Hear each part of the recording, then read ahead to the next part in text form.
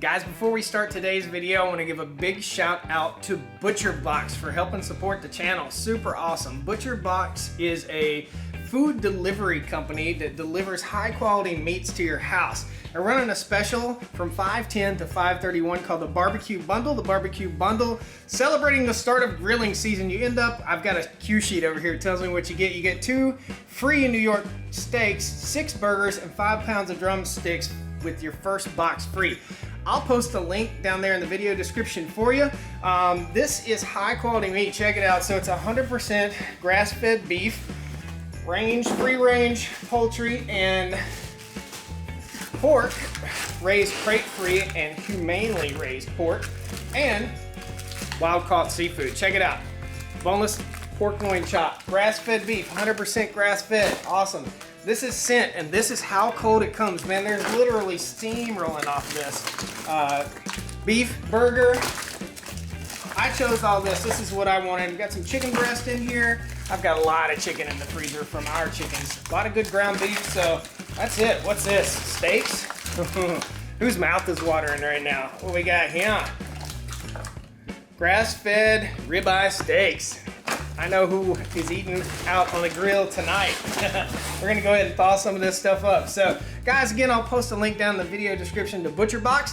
If you'd like to check them out, check them out. It's cool. Good food, high quality food, and you're buying. ButcherBox sources this stuff direct from farmers, so it's pretty awesome. All right, thanks ButcherBox for being our day sponsor. Hey there folks, this is Josh, Stoney Ridge Farmer, and this is Earl the tractor. Earl the tractor is in need of some desperate love. And the cows are in need of some love. The cows want to be moved. Do you hear this?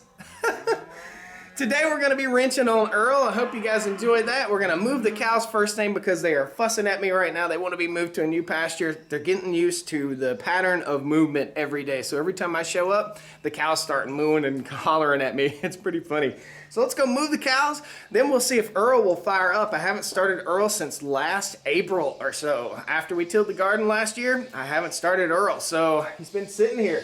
Let's get him fired up, get him moved down to the shop, and we'll start wrenching on him. Earl's exhaust pipe, you can see right there, is in pretty rough shape. It's just flopping. This will be a fun mechanical video and a little bit of farming. All right? Woo!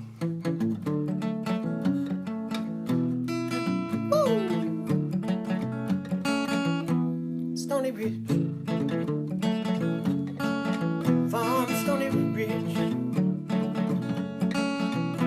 Stoney Ridge Farm. Woo! Folks, welcome to the farm. Welcome to the Stoney Ridge. We're on a first generation 150 acre cattle / chicken, hopefully pigs soon, goat farm, everything farm. So this is the old time family farm. That's what I'm trying to build. I'm trying to build a lifestyle here. The cows are going to be down here. This is as quiet as it's going to be for the next little bit. We're intensively moving our cows. In other words, man, they're fussy. We're mob grazing our cows. They're angry. I'm not even going to be able to talk to you. I don't know. So we're mob grazing. We're moving them from block to block to block to block, okay? So they'll eat all the stuff. They'll eat the weeds. They'll eat the forage. They'll eat everything. We have multi-species pasture. In other words, we don't want our cows just on fescue. We don't want our cows just on wild grasses. We don't want them on just clover. We want our cows to have a variety of food. So we're moving them on 1 acre blocks, as close to 1 acre as I can get, every day here on the farm, so that they eat it down, then we let the land recover and we move them. We've got about 85 fenced acres of pasture right now, and soon we'll have about 120 acres of fenced pasture. These are 32 Black Angus cows, and we're gonna bring them through. It's gonna be awesome. Woo, guys! Check this out, it's so cool. It's a stampede! Woo! What I want to do, guys, is I want to get the cows to the gate. All of them want to be bunched up at the spot where we're going to move. If we leave some stragglers out there, we run the risk of stragglers falling behind. We don't want that. What do you think my neighbors think? Come on, girls. Woo! The donkeys are bringing up the rear, so I'm going to set the camera down. We're going to run the cows down through here. They're excited.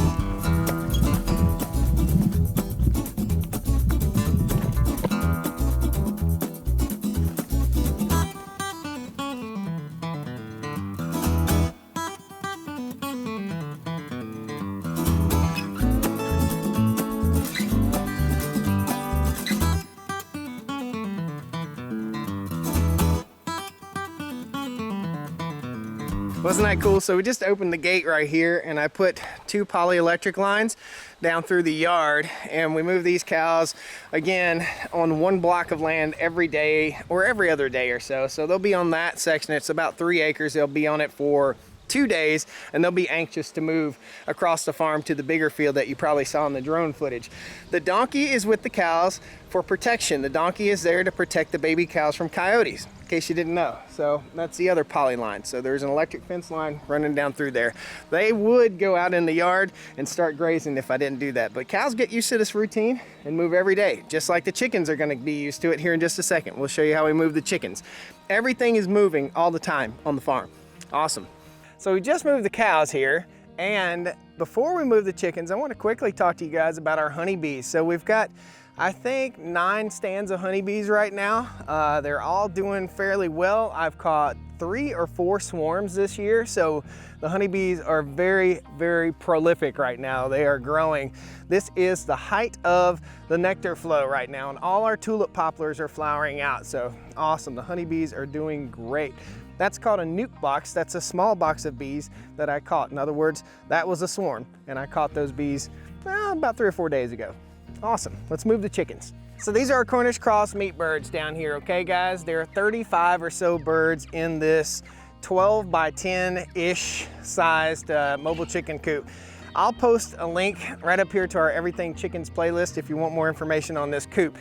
So what we'll do is we'll move every day to a new block of grass. Basically, they started up there by the other tractor, moved their way down here, and we're on probably day 15 out here in the grass on pasture. And this is basically my front yard pretty much. So we'll show you how we move them. A hungry lion hunts the best, a hungry cow moves the best, and hungry chickens move the best. So we feed them on and off, 12 hours on, 12 hours off. So they'll get enough food for 12 hours, and then they'll be hungry just like they are right now. And we'll move them, they'll follow me, then I'll set the feed over in there. And we're doing something pretty special with the feed. So this is the feed that we feed our chickens. We get most of our organic chicken feed from Reedy Fort Farm down in Elon, North Carolina. And this is a progression of days, okay? So we let the food soak in water and ferment a little bit, okay? So slightly ferment, not ferment into alcohol, but just slightly rot a little bit, pre-digest the food, and we feed that to our meat birds and they grow to be delicious and they grow really fast. It kind of pre-digests, it helps with their digestive tract. It's like giving them apple cider vinegar, but it's not really vinegar. Cool? So we'll feed them and move them.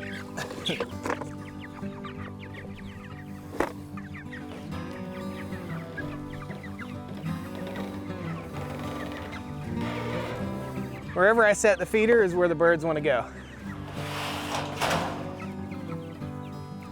Here's something cool that I give my chickens called Grub Terra. These are soldier fly larvae. This is a supplement that I give my meat birds for extra protein. Look in there. That's all larvae, okay? Dried, dehydrated larvae. We'll just pour this into the chickens and just kind of chuck some out so they kind of forage out through here. As soon as I moved them, they started finding bugs and eating grass. So we'll give them a little handful here. Actually, just gonna throw a little bit out. It's all about raising our meat birds and feeding our meat birds things that they might eat in nature. So a lot of bugs. See how they go crazy for that soldier fly larva? That's awesome. Grub Terra, I'll post a link down there for you guys. Here's the feeder we use. It's a Brower feeder, and this is the feed, okay? We might make a little mess. We always do this ahead of the coop, so next time I move the coop, if anything gets spilt, they'll get it on the next move. Looks like oatmeal almost.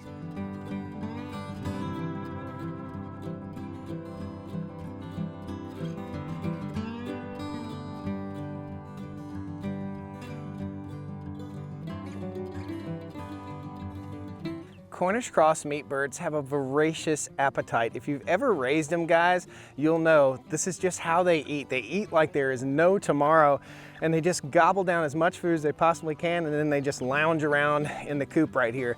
The cool thing about this is they get to run on grass. They get to run on pasture, run on forage. They eat clover and bugs and worms and dirt and get the grit that they need. It's awesome, man. It's a good way to raise your food. So guys, Earl literally has not been started. The key has not been turned over in, I guess, close to a year, man. Contact. Earl. What can you say about that? Half a revolution and it had been started in a year almost.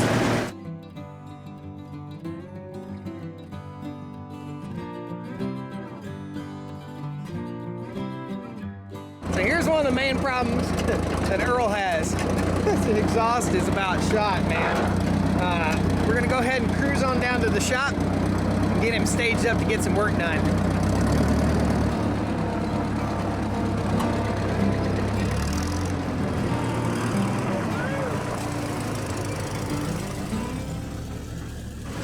Now, when we first pulled Earl out from the brush, everybody said, you need to rebuild it. You need a full rebuild on that engine.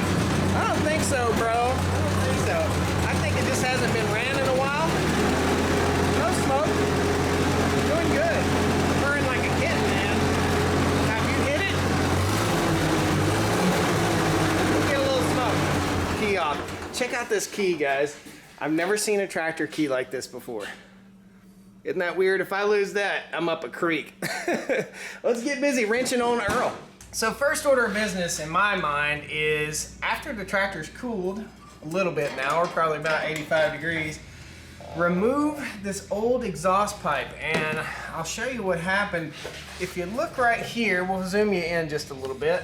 This is the pipe that comes off the manifold and this is a new pipe that comes off the manifold. Basically bolts up in there and it would hook to the exhaust right here, okay? So that's what you're seeing inside here, but watch.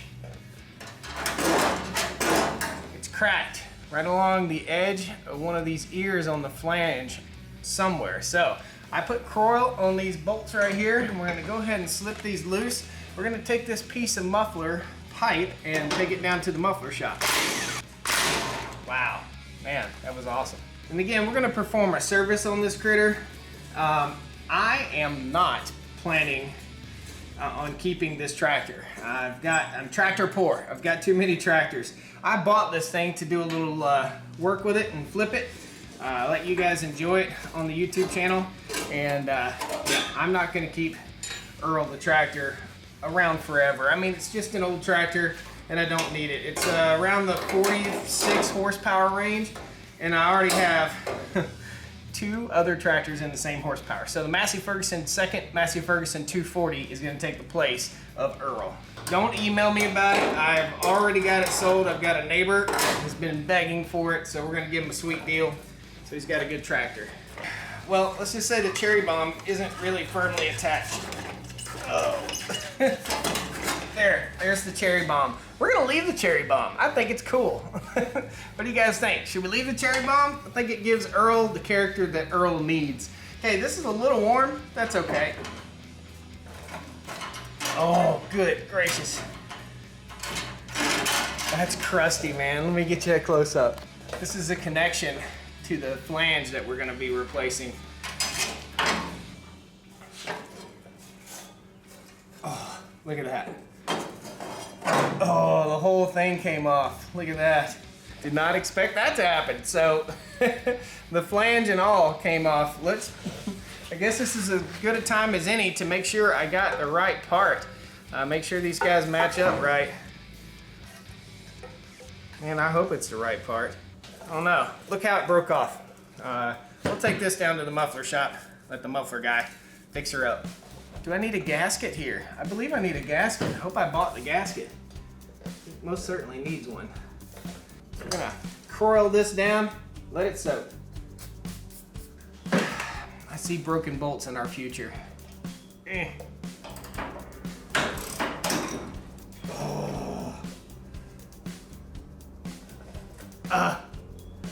So here's what we've got, and I've got my glasses on because I'm getting ready to do some grinding. So that is the old flange. This is the new flange, and as you can imagine, as old as this is, one of the bolts came off, no problem. The other bolt is right here, broken. Well, no, that's not it. That's it, it's broken. Ugh, I knew it was gonna break, I just knew it. They're rusted all the way through where they've been hot and cold so much. And this is the rest of that flange. So what I got to do here, I'm trying to prep my little sight here. I've got a wheel, a little grinding wheel, a little wire wheel on my drill, and these are famous for throwing little pieces, little shards of shrapnel. So that's why I have my glasses on right here. We're gonna get in here, we're gonna try to clean this up, buff it up just a little bit, I hope.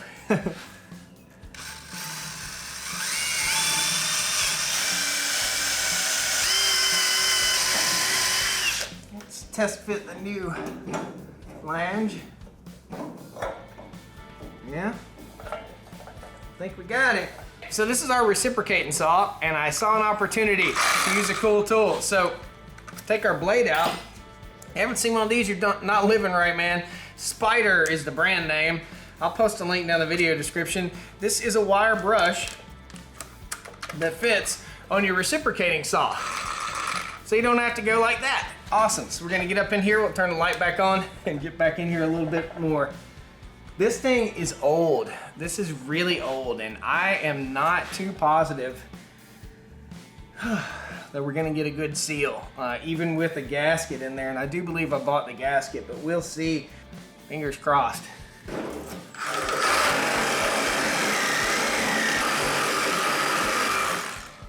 No flash.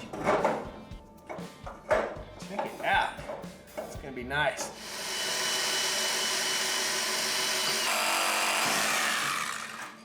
Alright guys and gals, it's the next day, and yep, I've got the same shirt on. Gonna get dirty anyway. So here is the old pipe, and it took me a day or so to gather everything up. So old pipe is garbage. Throw it over there. New pipe is here. Check it out. So I had them flare it out just a little bit so that we can install it, and we can also put the cherry bomb back on here, because I think the cherry bomb gives the tractor character. Pretty cool. We might paint this black, we might paint it silver, I don't know what exactly we'll do. The challenge presented to me right now is the fact that all these bolts are rusted in place. One bolt will work, the other bolt I don't think will work. So we bought some grade 8 bolts and nuts and washers to try and solve this problem. Once we get this done, we're gonna go ahead and we're gonna change the oil on this tractor. I'm not sure how long it's been. I know it's been more than 4 years since this thing's had an oil change. So that's gonna be fun. That'll be interesting. And then we'll take it down and we'll till up a spot in the garden, because it's about time to get the garden in the ground. I think we're out of the frost season right now. So let's get busy.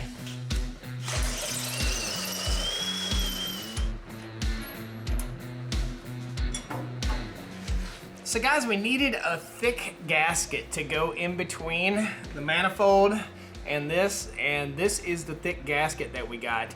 I think it's gonna get us totally covered. So we're gonna go ahead and run our new bolt through. The hole I had to drill was a little bit on the crooked side, but I still think we'll be just fine. All right, snug as a bug, dude. Awesome. Let's get our pipe, see how she mounts up. We kind of went on the fly on this. This is not the original design for the pipe here, so we went on the fly. So there's going to be an element of adjustability. So we'll go ahead. We've got new, fancy, shiny new muffler clamps. Go ahead and slip that over.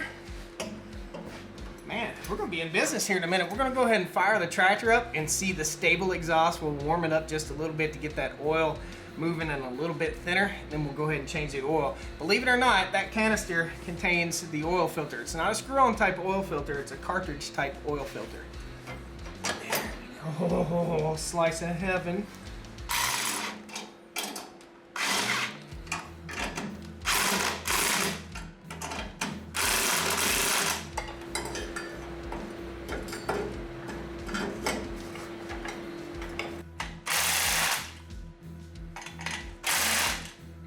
What you think? New exhaust.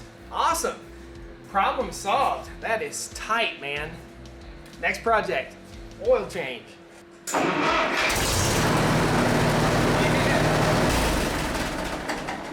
Thing sounds like a Harley, man. So let's show you what the oil looks like in here right now. It is just black, black, black. Not too bad though, I don't guess, for an industrial type tractor engine. We're gonna take the plug out right here. We're actually gonna loosen this guy and we're just gonna lay him in there so in case the plug falls down, it doesn't fall down into this oil container. And we recycle all of our old oil. Let's loosen this guy up. Man, it was on there tight. That's why I got the impact. Go ahead and, this should be 8 quarts right here. Try not to make a mess. There we go, no mess. This takes a Napa Gold 1010, baby. Napa Gold 1010 cartridge type filter. When I say cartridge type filter, this is what I mean. That's the filter. So it just sits down in there. Shouldn't be too awful bad.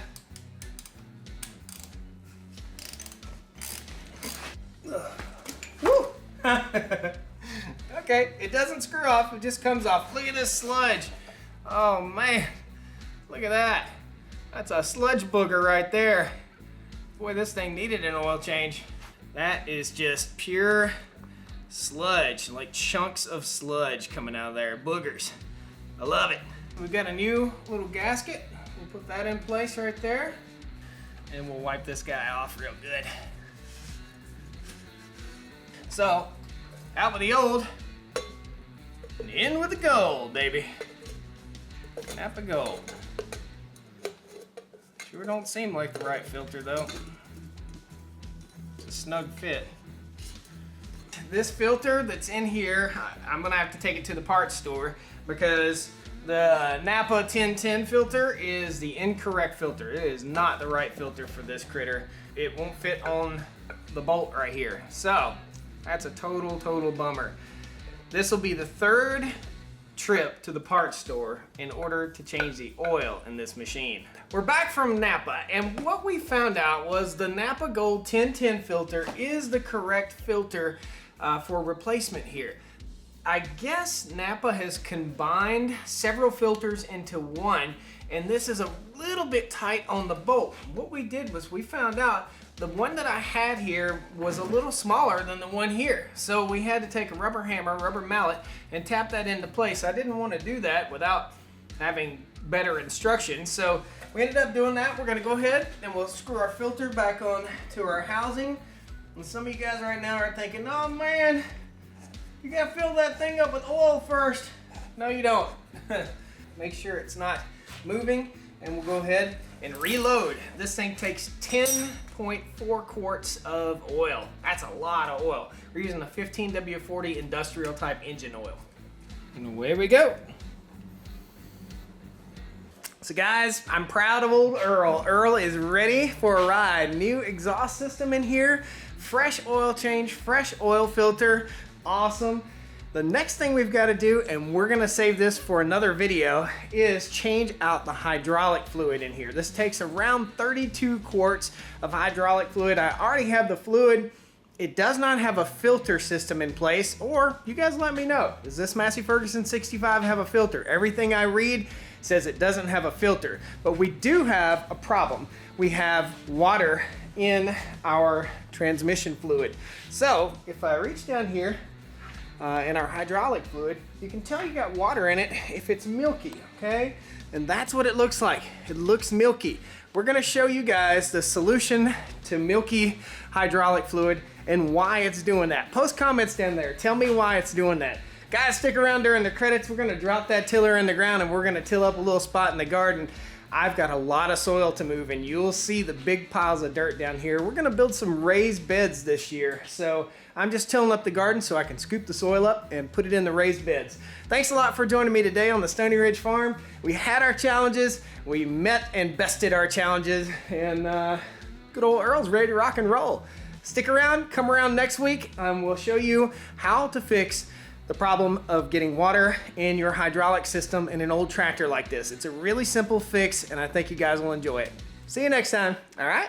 Woo! Down to the Stoney Ridge, bring your wife and bring your kids, we're living life pure and sweet. That's the way it's supposed to be, Stoney Ridge. Woo! Guys, thanks a lot for sticking around after the credits. I hope you enjoyed seeing Earl till up the garden a little bit there. Don't forget to check out Butcher Box. I'll post a link down in the video description down there. This stuff is absolutely delicious. Again, there'll be a link down in the video description. You can get in your first box free 2 New York strip steaks, 6 burgers, 5 pounds of drumsticks. That's awesome. They're supporting rural content, and that's cool too. Thanks a lot. See you next time.